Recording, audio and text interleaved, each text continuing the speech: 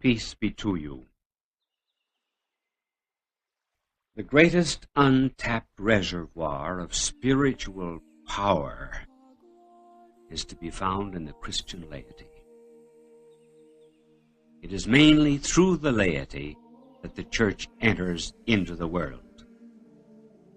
Laymen and laywomen are the meeting place of the Christian and the non-Christian. They are the bond between the sacred and the profane, the religious and the sacred. The laity fulfills his Christian vocation in the world. When he comes to church, he receives life and truth and grace. But he receives them for service. Service in the world. And in the world, this Christian truth and grace and life of his comes into an encounter with other men who may lack it, or certainly its richness. A Christian vocation is the exercise of the ordinary manifestations of life in such a way the glory of God is made manifest. There is, of course, a twofold danger. One is that on the one hand, the Christian laity may form a kind of a ghetto. That is to say, consider their religious activities to be confined only within the church and keeping the commandments, and Christians huddled together in the kind of an igloo, completely divorcing faith and action. The other extreme would be to become so worldly that they can do nothing with it. Now, the result of this separation of religion and the world is that culture has emancipated itself from Christ and become demonic.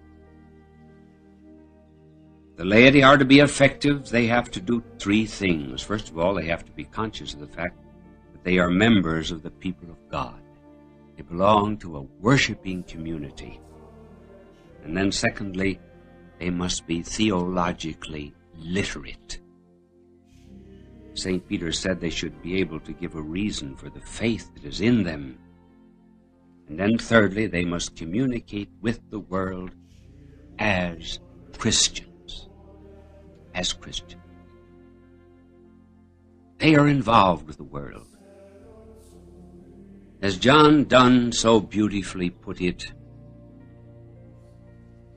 no man is an island, entire and of itself. Every man is a piece of a continent, a part of the main. Any man's death diminishes me, because I am involved in mankind. Therefore, never send to know for whom the bell tolls. It tolls for thee. No one, therefore, can expect to fulfill his Christian vocation or attain any kind of personal integrity in the modern world who is not at home with computers, with slums, with races, with world affairs, with everything. For the gospel intersects the world. It is the laity who stand at that point. As the cross stood at the intersection of the cultures and the civilizations of Athens, Jerusalem, and Rome, the laity cross all frontiers. And they do this in the name of Christ. As we see the laity come into church on Sundays, we ask them, do they really love one another? Are they a unified element in the community? Are they coming together just to fulfill an obligation, trying to avoid immortal sin, rather than to come and strengthen and feed a life which they ought to spread? Are they seeking a kind of selfish sanctification, forgetful that our blessed Lord said, "For their sakes do I sanctify myself"? Will they be very much like everyone else that is around them, except for just this weekly habit of coming to church? When others look at this band of the faithful, will they think, I ought to be like them, I ought to have their love and their truth and their inner peace? Too often it's just the opposite. So the laity, therefore, will have to come to a comprehension that our blessed Lord was not crucified in a cathedral between two candles, but in the world, on a roadway, in a town garbage heap, at the crossroads, where there were languages written upon the cross. Yes, they were Hebrew, Latin, and Greek, but they could just as well have been English, or Bantu, or Afrikaans. It would make no difference.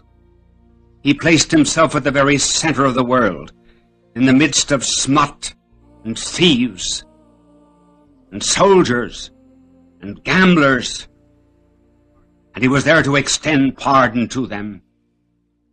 This is the vocation of the laity, to make Christ known in the world.